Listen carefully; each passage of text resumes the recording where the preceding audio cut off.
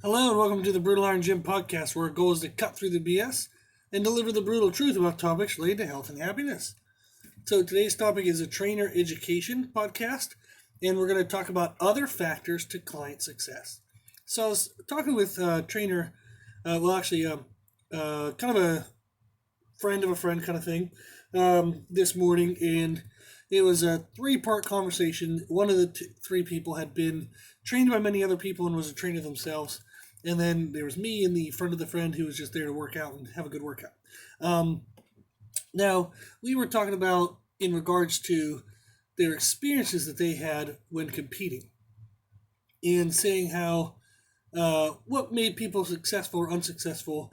And we were, in a sense, coming to a lot of the conclusions of it being based on more so mental and emotional health and kind of lifestyle management, not so much the information itself. Now, what you're told to do, nutritionally and training wise, towards your goals is extremely important. And people mess this up all the time. So that absolutely is part of being successful towards your goals. And if you're a trainer, it's part of ensuring that you're successful, like in your clients' goals. So they have to be told the right stuff. So, for example, we were talking about contest prep, and the contest prep experience that they had previously had themselves with other trainers was the 2 to 3 hours of cardio a day, 5 hours in the gym every day, eating absolutely nothing, feeling miserable, and as they said, their soul was dying. So, whereas I've helped people get pro cards, and we never spent more than 20 minutes on a piece of cardio equipment a day. And they got to eat a lot. Actually, number one complaint I get is people don't want to eat all the food that they have to eat. So there are different approaches of information when it comes to nutrition and training. And if your clients are not told the right stuff nutrition and training wise, they will not be successful. That is absolutely true. But there's also truth to, if they are told the right training and nutrition information, that doesn't ensure they're going to be successful. There are other factors involved, and the two that we're going to look at today are lifestyle and emotions. So lifestyle is a big one, because if somebody has the right nutrition information, the right training information for their goal, but not for their lifestyle, they will struggle and they will most likely fail. So an example of this is back when I first ever started, like 16, 17, 18 years old, I would read in magazines that, so-and-so bodybuilder ate at 6 a.m., 9 a.m., 12, 3 p.m., 6 p.m., and 9 p.m. And I was like, okay, I'm going to do the same thing. But all of a sudden I find out, well, I don't want to have to get up at 5:30 if I'm supposed to eat at 6, when I really don't have to be anywhere until 7:30. So I was like, well, I don't really want to eat at 6. And then at 9 o'clock, I was in high school, and I couldn't eat anything. Lunch wasn't at 12, it was at 1. Then when I got after school, if I was supposed to eat at 3, school was just out by then, but I'd have football practice or, some kind of practice involved, so I didn't really get to eat then. 6 was when I got home. I got to eat a great meal with my parents. I'd go home down the gym, maybe, train, maybe eat a meal before I went to bed. Like, I could have made that part of the schedule work. Maybe the evening, the 6 p.m. and the 9 p.m. meal. But I was not going to get the 6 a.m., the 9 a.m., the noon, or the 3. So I was not going to get 4 out of my 6 meals right. I would have felt like a failure. I would have then been feeling defeated about the process because I was messing up the timing. When, now that I've learned later in life, all of that is variable, there was absolutely no need for me to be eating at 6 a.m. if it didn't match my lifestyle. So, if I had been told the right information, that might have been the case. So maybe what I was told to do was a 6 a.m., 9 a.m., noon, 3, 6, and 9 would have worked if I could have done it. But it wasn't a thing that I could do. It didn't fit my lifestyle. So that's going to be something you want to work with your clients, is understanding that if we look at the main components of nutritional success, and that would be if you're doing for fat loss, muscle building, performance, all this stuff, yada, yada, yada, whatever your goal might be. So we talk about this in podcast 41, and I mention podcast 41 all the time. But it's kind of what are the top 5 components of a diet, what matters the most. Number 1 is calorie intake. Number 2 is protein intake. Number 3 is meal timing. Number 4 is the types of foods that you eat. Meal timing does not mean that you must eat at specific times every single day. Meal timing actually means you have to eat in a specific way to match your activity level, whatever those actual times of the day may be. You might eat differently if you work out in the morning versus work out in the evening. But both people, even though they eat differently, if they eat to match their activity level, they are both correct in meal timing. So meal timing does not mean you have to eat at specific times of the day. Not in any way. You actually want to modify when you eat to your activity level every single day. So every day might be slightly different when it looks at the time of a clock, but every day we'd want to be consistent towards how we eat based on our activity level. So understanding that what truly matters, understanding how do I apply calories. Like most people think of calories as let's have X amount per day. No, it's X amount per every second of your life. So what are you doing this hour? That determines what you should have calorie-wise this hour. So often when people say, well, I'm not going to eat anything all day, so I can have, a 1,200 calorie meal at night before I go to bed. So I'd rather just suffer all day eating nothing so I can eat a big meal at night. That's stupid. That does not match how the body works. You may lose some weight because you have an overall caloric reduction because you can't eat as much during the day. So you end up reducing your calories subsequently, like almost unintentionally. So somebody will get some weight loss, but your body composition is not at its peak. You will not be the leanest and strongest you can be. So overall, eating all your food at one lump sum in the day is dumb, and it doesn't match how the body works. So they might look at, okay, I got X number of calories in per 24 hours. So on Monday I got my calories right, Tuesday I got my calories right, Wednesday I got my calories right. No, you didn't. You got the time, like the amount right. So you took care of concept number 1. But you did not address concept number 3, which is meal timing. So you want to try to address as many of those concepts as possible. So if I look at the top 5, and it's calories, protein intake, meal timing, the qualities of foods I eat, and then everything else kind of falls in number 5. So whether that's, say whether you eat celiac or not celiac, I guess that kind of fits in number 4. Whether you take fat burner pills or, whether you're eating for your blood type, all this other craziness that people do, that kind of stuff fits in number 5. But if you look at the first 4, okay, calories, protein intake, meal timing, and quality of foods, I wouldn't want to do one of those excluding of the other. So if I take care of my calories, but I can also pay attention to my protein intake while doing so, and I can also pay attention to my meal timing while doing so, then that's going to give me better results than just looking at calories alone.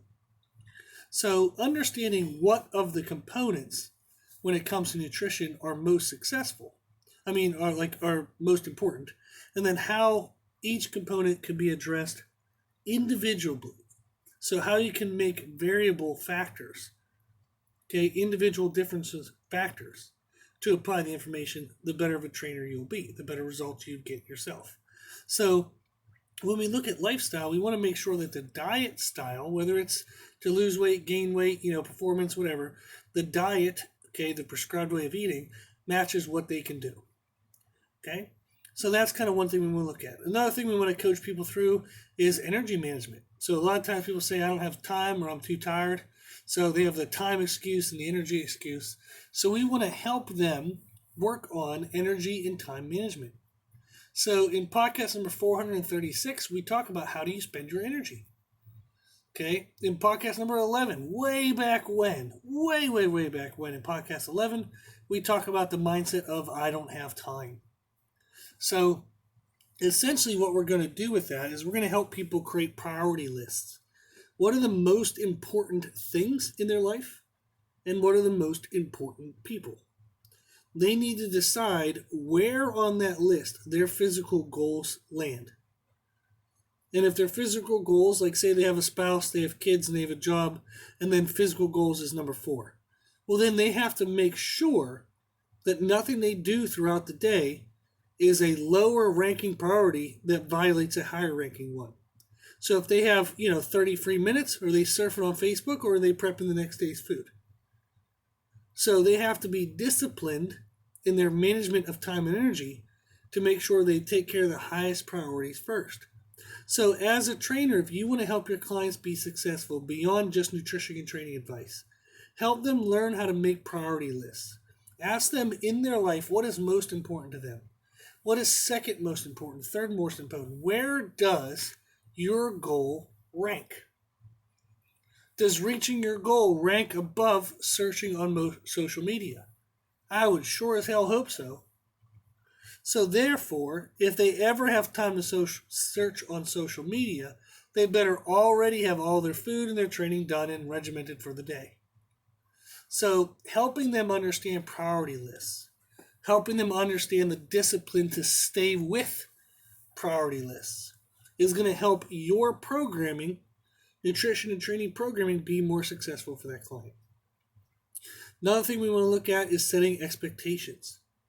Making sure that they don't assume that when they add this goal to their life, that their life is going to get easier. It won't. When you add shit to your life, it gets harder, okay? That's also why it's good to have a priority list, so maybe you can add one thing in while taking another thing away and not feel overwhelmed in the total of what needs to be addressed. So we talked about just a little bit ago in podcast 508, a happy life isn't an easy one. We talk about the happy life, a life where you reach all of your goals, is a life of discipline, not of easy laying on the couch eating Cheetos. So a disciplined life will give you freedom. It'll give you happiness because you'll be adhering to your priority lists. If you have the discipline to stay with what's most important, you will feel the greatest level of success. Because the biggest things to you will have been addressed and they will have been successful. So setting expectations for your clients, ensuring that they don't expect things to be easy. Tell them it will be difficult. There'll be learning curves. You'll get some things right. You'll get some things wrong. Telling them to expect difficulty is a good thing because it prepares them for it when it comes. So, if we look at lifestyle, those are just some quick little kind of tips. Make sure that the meal structures and what you're asking them to do nutritionally match their lifestyle in a way that they can do it. If they worry about time and energy management, have them check out podcast 436, titled How Do You Spend Your Energy? And podcast number 11, titled I Don't Have Time. So help them. So use these lessons in your own life. Learn how to manage your own energy. Learn how to manage your own time. And then teach that to your clients. Same thing with setting expectations. Have them listen to podcast number 508 and understand that a happy life won't be an easy one. You must be disciplined to be successful. And again, do this in your own life. Lead by example. Learn how to do it in your life so you can then help your clients. If you can't do it in your own life, then it's pretty hypocritical to be asking your clients to do it. Doesn't mean you shouldn't ask them. Okay, maybe they can get there before you, but you should definitely be working on it yourself as well. So, then if we look at emotions, when clients come to us, there are going to be emotions attached to their goals. So if somebody wants to lose weight, it might be emotionally driven. So for example, I have people I've worked with where they've gotten a divorce. And they felt kind of devalued by the spouse. So they want to get in super freaking awesome, amazing physical shape and tell that spouse where to shove it. Okay? Basically. So that is an emotion that is fun to use right away because they're fired up, they're ready to go. They'll do whatever the hell you tell them. But you have to make sure that you eventually switch that over to some kind of intrinsic motivation, some self-fulfilling kind of addressed motivation, not just doing it for other people. So you can use extrinsic motivation, absolutely, all the time, but there needs to be an underlying intrinsic motivation. So you can work towards that. You can work towards trying to teach them that they don't really need that person's, kind of approval. So if that person didn't want them in their life, then why the hell do you give a shit about their approval of you? So it doesn't mean that when people get divorced, they have to be miserable and hate each other. I would hope that that's not the case, but often it is. But, I would hope that it's not always the case. However, if that person is no longer somebody of high significance in your life, okay, the highest role, they don't play a high role in your life, then you shouldn't give a high value to their opinion of you. And teaching our clients that is something that's very important. And that involves just one thing. So I've talked with clients before who have had, maybe they want to lose weight. Well, here, I'll give you a weird example. Not weird, sorry. but something that I would not have thought of until it came up. But I've had people before who were overweight. They wanted to lose weight. Once they started losing weight, they kind of started self-sabotaging themselves and their process. And it's like, what's going on? What's going on? What's going on? You know, we were doing so good and then it fails. Doing so good and then it fails. And here I find out that they were sexually abused before. So part of their protection against sexual abuse was to become overweight and quote-unquote undesirable. Now, these words have been used to me, so I'm not calling somebody that. This is just repeating what was their feelings. They said, I wanted to become undesirable so I didn't have to worry about it. But then I hated myself. I lost who I was out of fear of the other person. So I wanted to get back who I was and get back into shape. As they got back into shape, they became more fearful that other stuff might happen to them. Maybe somebody else will, do something to them. So they started kind of sabotaging themselves after they'd see some progress. That was a whole new world for me when I was younger as a trainer, because I was like, really?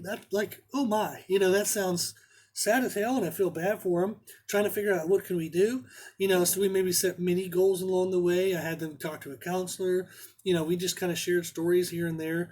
But that's something that comes up, is when people fail at the nutrition and training. It's almost always not the case that they don't understand it. They do understand it. Okay, don't put ice cream in your face. Everybody understands that. But how do you say no to ice cream when you're emotionally hurt? How do you say no to a glass of wine when your day's been shit and you just want to go home and sit and relax? So teaching people how to manage that type of stuff is extremely, extremely important. So we've talked about this before in a past podcast about forms of self-care. So, for example, in podcast 420, we talk about the fast food of self-care, which are kind of cheap and easy ways to address self-care, but they're not long-lasting, they're not health-promoting. So we want to make sure that whenever we see somebody who is maybe medicating through food, okay, they're controlling their emotions in some kind of hidden drama, some hidden issues with food, make sure you address that. So one of the ways you can do it is to have them listen to podcast number 420. Okay, tell them that you understand that they need help, but what they're currently using to quote unquote help themselves is also hurting themselves. So they need to find healthier ways of self-care. And that's something we can talk about in podcast number 420. So have them listen to that. Use resources that you have at your disposal. So we have a bunch of trainer podcasts, okay, trainer education podcasts. We have a bunch of mindset podcasts. And there's a lot of great, awesome resources well beyond just this podcast. But use what you have to help people address these emotional issues. Another thing is to think about, when you're a trainer, your goal is to kind of balance tough love. So we've talked about this in podcast 488, titled The Tough Love Balance. You need to be supportive where they need support. So when somebody talks down on themselves, where they say they're negative, you need to step up and kind of pick them up. You need to promote them, give them more confidence, okay? But when somebody's kind of full of their own shit, you have to call them out on it and kick them in the pants. So this happens all the time. So your job is to find that balance. Be their cheerleader when they need a cheerleader. Be their kick in the pants when they need a kick in the pants. And then, for the trainers, I want you to remember that you have to recognize the limits of your role. You can only help people if they're willing to be helped. So recently I had someone who was telling me, a bunch of bullshit excuses about why they weren't training right or they weren't eating right. And I was calling them out on it. I just didn't have time to eat right. And I'm like, you had 24 hours in a day. You could have, done this. So I didn't have time to work out in the last 4 days. It's a 24-hour gym, and your workout can even be done body weight at home. So literally in the last 4 days, 4 times 24 is how long you had. So 96 hours, I believe. You had 96 hours to get a 20-minute workout in. You didn't even have to come to the gym. You could have just done it at home. And you tell me that you didn't have 20 minutes in the last 96 hours. You were absolutely full of shit. Absolutely full of shit. Again, absolutely full of shit. When you tell me you don't have 20 minutes in the last 96 hours. Absolute bullshit. So, I tell people that. And I don't do it to be a total jerk, but sometimes you have to poke at people. This person said, well, you don't understand, I got this and this and this and this and this.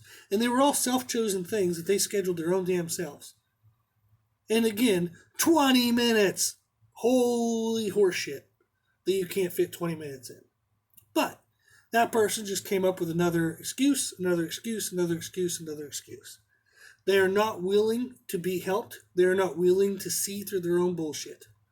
So my job as a trainer is move on. I'm going to spend my time with someone else, because to someone else, these words of wisdom, okay, and it doesn't mean that I'm a genius. It just means I'm telling you, hey, you're full of shit. You might want to address this, and they won't address it. I'd rather take those words and use them on somebody who would actually use them. I want to give my time and attention to people who will actually make a change in their life. When given the right information, when given the right emotional support, the right information that matches their lifestyle. If somebody continues to rely on their own bullshit excuses, get rid of them. Fire them as a client. So, hopefully this gave you some ideas. If you're having a client struggling and you really truly believe that your information, nutrition and training wise, is correct, start looking at other factors. Does nutrition and training match their lifestyle? Can they actually physically get it in? Can they do what you're asking them to do? And do they have emotional baggage that might be getting in the way that you need to help declutter and clear away? Okay, maybe just recommend them to a counselor if you don't feel adequate enough to work through it with them. So, the best things you can do is take care of your own shit. Okay? Get your life on track. Clear your mind of bullshit. Get yourself in a healthy place. Then use the lessons that you learned to help others. Cool? Okay. So if you need any help, so if there's any client trainer who, your clients are falling behind and you truly can't figure out what's going on, email us. Our email is brutaliron@gmail.com. We're always, always, always happy to help. We'll help you figure out what might be missing and how you can help your clients address it. Okay? Cool. So reach out if you need anything. Our email is brutaliron@gmail.com. If you like the podcast, please share it with family and friends. The more people we help, the happier the world will be. Also, if you like this information, you can find more from us on Instagram, Facebook, and Twitter at Brutal Iron Gym. And if you have any questions, feedback, or suggestions, we'd love to hear from you. The podcast is for you, so we want to know what you want to learn about. You can tell us on our email at brutalirongym@gmail.com. As always, I hope this was helpful, and thank you for listening. And thank you for watching.